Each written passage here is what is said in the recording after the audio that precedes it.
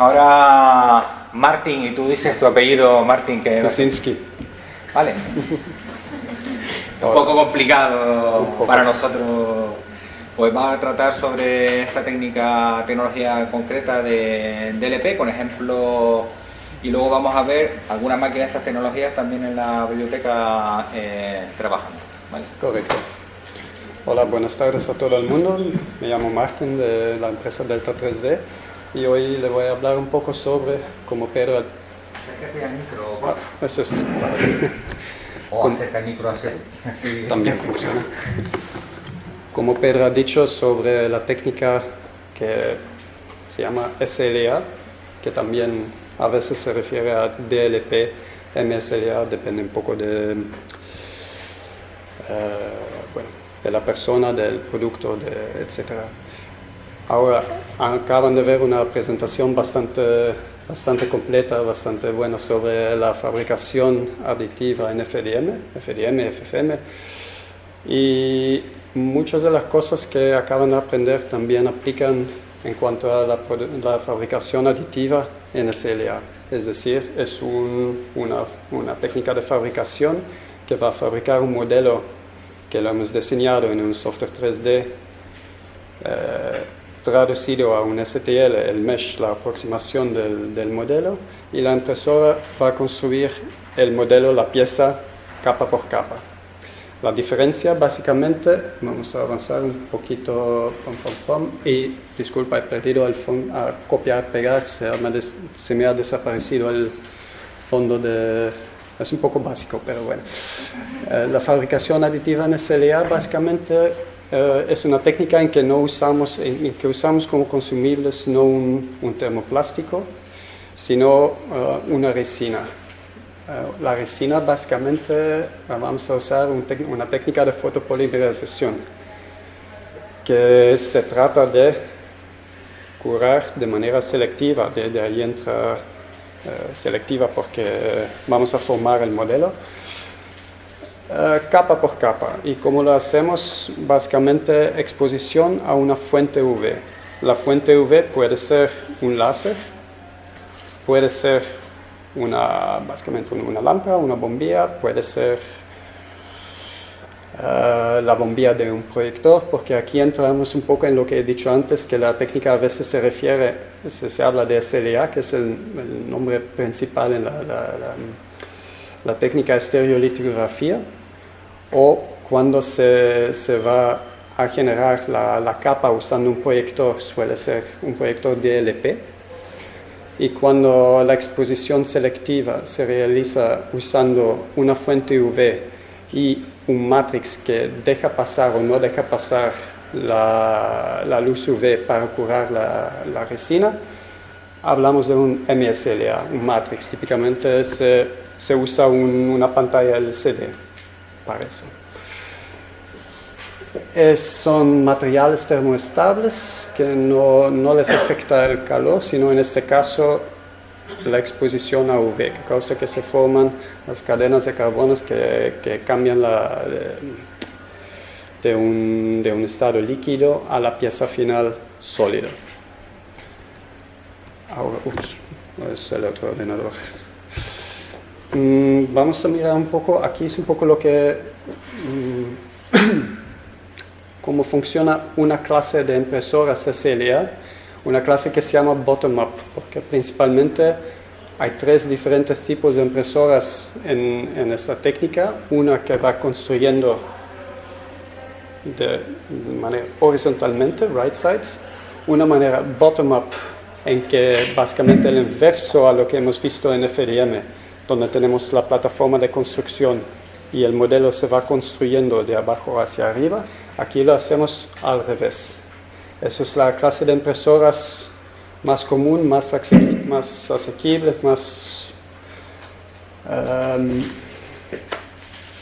sí, tenía otra cosa en mente y no me acuerdo, perdón. Bottom-up. Luego también hay el inverso, top-down, que funciona un poco parecido al FDM, pero tenemos un tanque grande de resina. Dentro del tanque hay la plataforma y la plataforma baja. Esa es la diferencia entre los tres diferentes tipos de impresoras. Y luego cada impresora puede ser que usa o un láser, como es aquí el caso en este dibujo, o una fuente, otro tipo de fuente para la exposición UV. ¿Qué pasa para construir el modelo? Básicamente tenemos aquí, bueno, no sé cómo hacer esto, a la izquierda tenemos la plataforma, la tenemos aquí. Tenemos una capa de resina, un volumen de resina que está dentro de un tanque, y tenemos la fuente, que en este caso, como he dicho, un láser y unos pequeños espejos que se van orientando para la exposición selectiva, para que la luz UV del láser llegue al punto específico donde queremos curar la resina.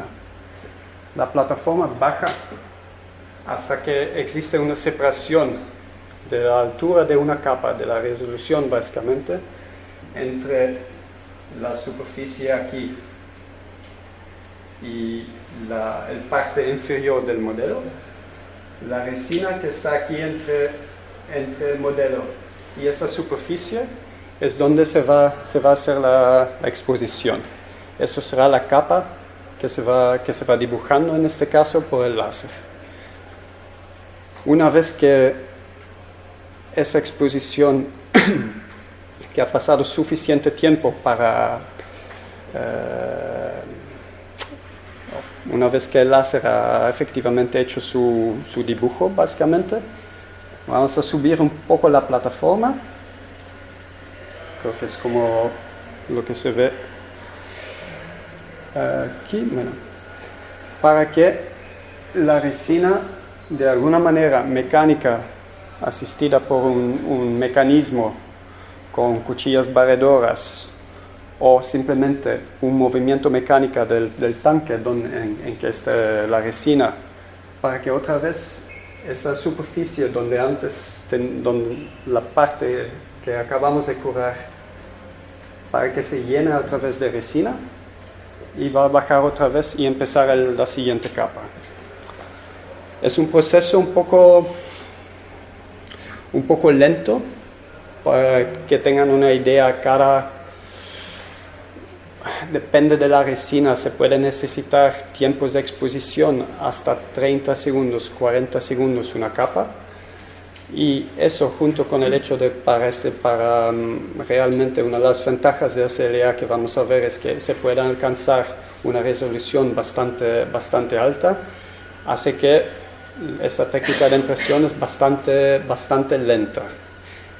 Se compensa en algunos tipos de impresoras que usan del tipo MSLA, que hacen una exposición que no tienen partes mecánicas que se mueven, sino que hacen la exposición para toda la superficie del tanque en una vez.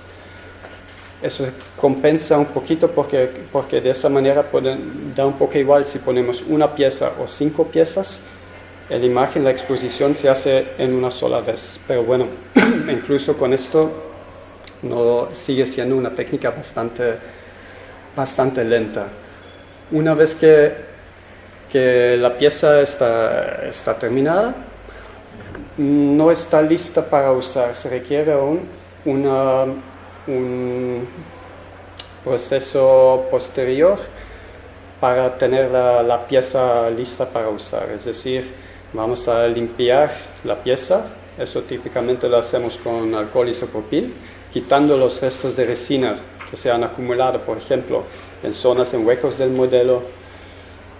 Y vamos a hacer una segunda exposición al ultravioleta para que la pieza se cubra por completo, porque con el tiempo de impresión, con esta exposición no es suficiente. La resina todavía no estará totalmente curada. Aquí vemos una sección de básicamente esa impresora, que vemos que hay la pieza, la plataforma, el tanque con la resina, la fuente y los cuchillos varaderos, que después de subir a la plataforma, tras la exposición, nos van a asegurar que la distribución de la resina sea otra vez homogénea y igual por toda la superficie del tanque. ¿Por qué vamos a usar SLA? Es una técnica que no es realmente apta para cualquier tipo de modelo, pero lo vamos a usar principalmente para las ventajas que tiene, como por ejemplo la resolución, que es, comparando con FDM, se puede alcanzar 25 micron, que es bastante, para que tengan una idea, una resolución típica para una impresión en FDM. Se suele trabajar capas de entre 100 micron y 300 micron, por ejemplo. Si queremos como creo que han explicado, capas más finas para una pieza más detallada, capas más gruesas para una pieza más fuerte en FDM. Pero aquí 100 micron ya lo consideramos la resolución casi borrador para esa técnica. Lo que significa que piezas con un alto grado de detalle, que tienen muchas curvas orgánicas, por ejemplo, salen con una definición bastante mejor que en la técnica FDM. El acabado no se nota, no se nota las líneas de las capas, es muy liso. Es muy para hacer un prototipo, para hacer algo que se presenta, es una técnica bastante apta.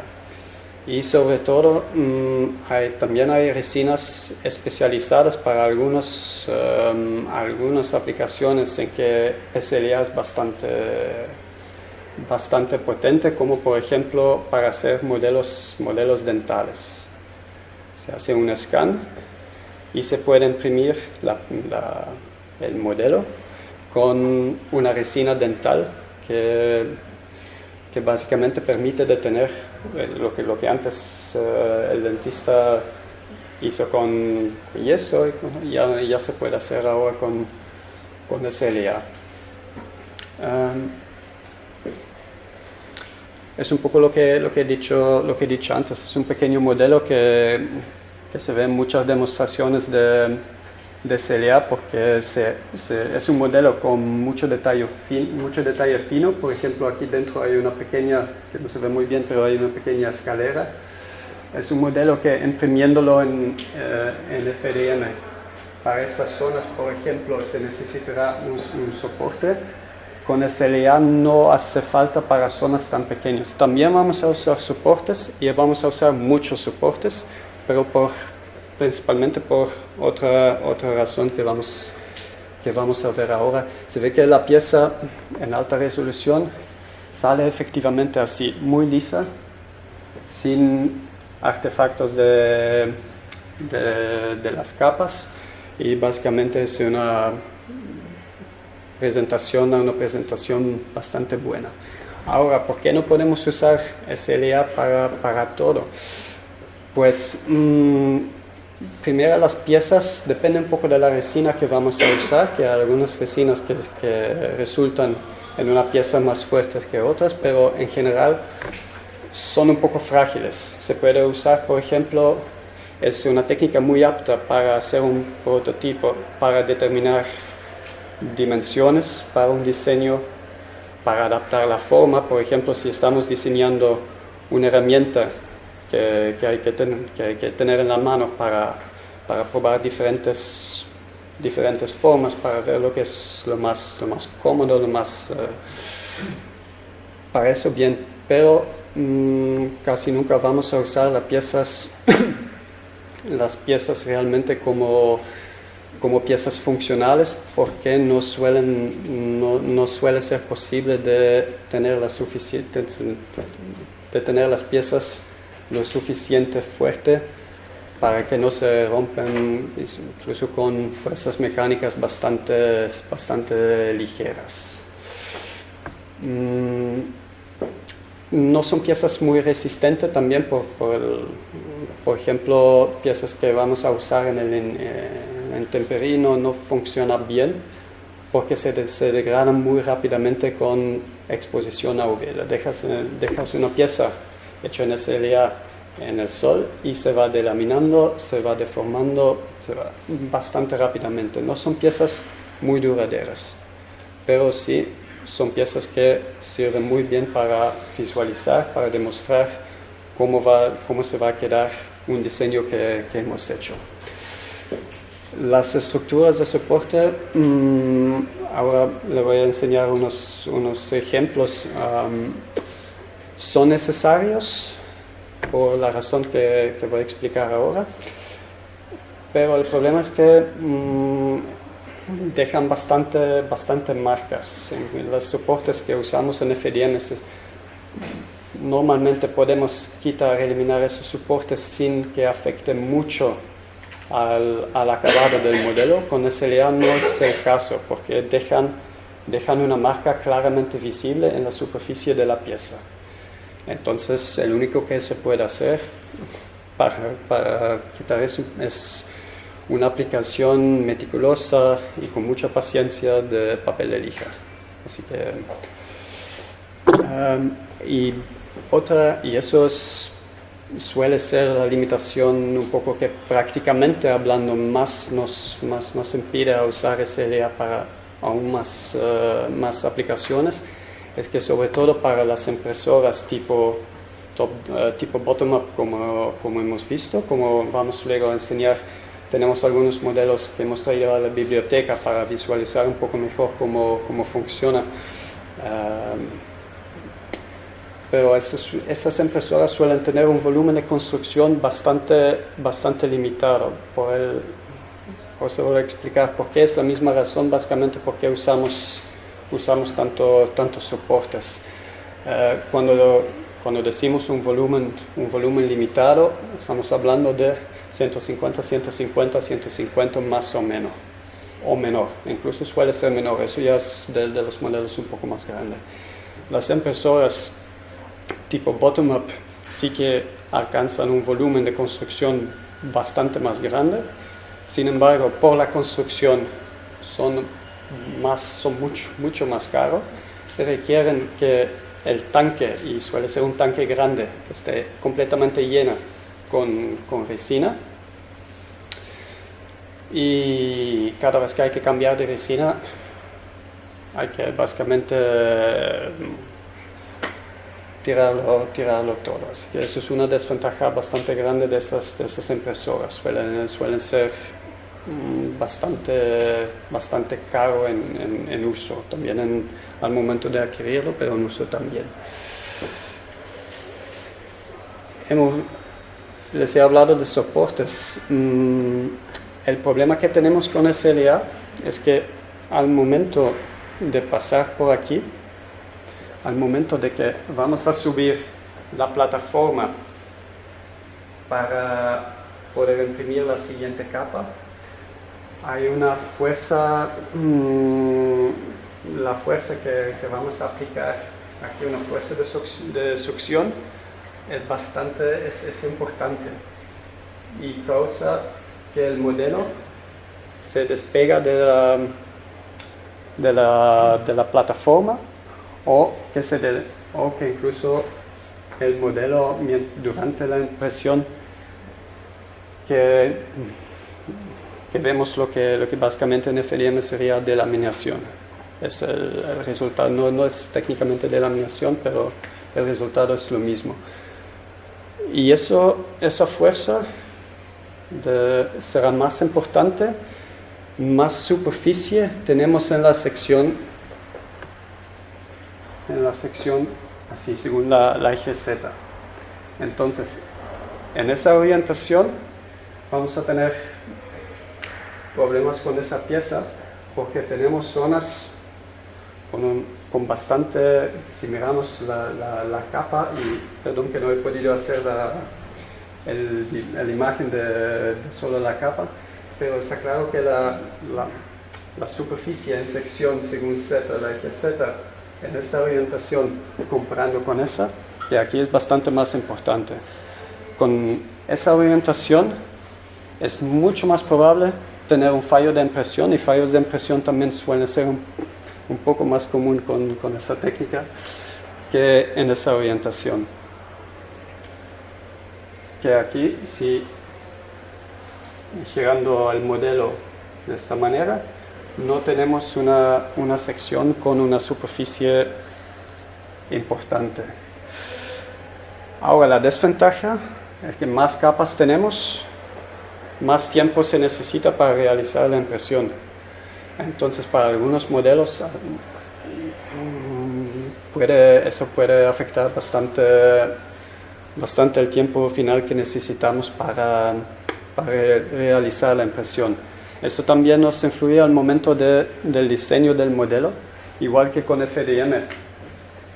Hay que tener en cuenta, por ejemplo, puentes, zonas no soportadas. Pues en la zona no soportada las queremos lo más fino posible y lo más corto, por la misma razón.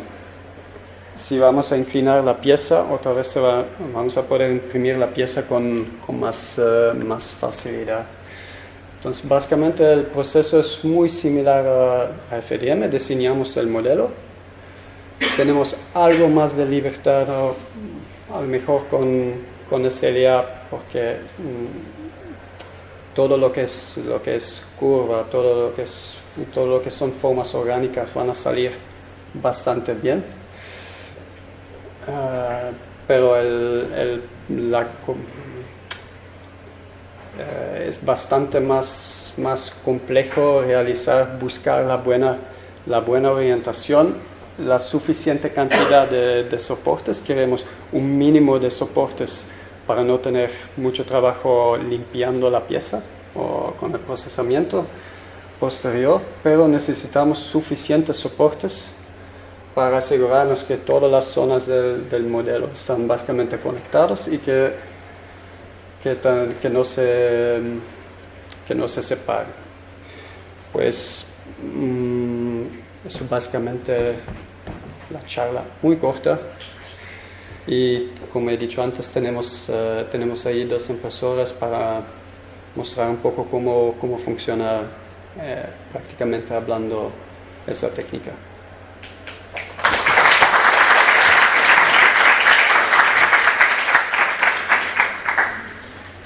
A ver, tenemos un par de minutos para hacer algunas preguntas y luego quedamos a las 6:30 en la biblioteca para continuar con la sesión de demostración práctica. ¿Vale?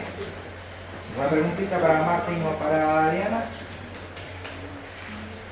Una pregunta sobre lo que le estaba explicando. Puso unas secciones al principio que se veía como una especie de superficie entre lo que era el material y por donde accedía el láser que hay en medio.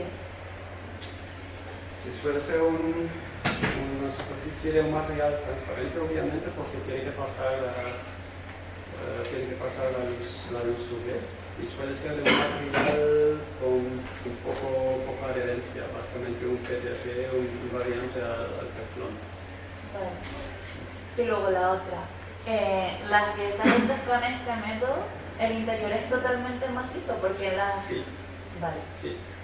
A veces queremos evitar eso, principalmente para el consumo de resina, porque la resina también es un consumible algo más caro que un termoplástico común como PLA. Pero lo que pasa es que si no conseguimos, eso requiere bastante atención al momento de modelar la pieza. Tenemos que evitar sobre todo que se quede resina líquida dentro del modelo. Si tenemos eso, esa resina no se va a curar y poco a poco el modelo se va degradando. Otra vez un poco parecido como si lo dejamos el modelo fuera expuesto al sol, se va separando, se va dejando trozos del modelo. Y entonces al momento de modelar la pieza es importante de prever agujeros de evacuación para la resina para que no se quede dentro. Si no es posible, hay software que permite de manipular un mesh en STL y quitar, hacer el modelo absolutamente vacío por dentro y añadir agujeros. Si el consumo de resina, si el precio de la pieza es absolutamente importante, sí, lo hace, pero muchas veces lo evitamos exactamente por esa razón, porque hacer que toda la resina se quede afuera puede ser complicado. Gracias.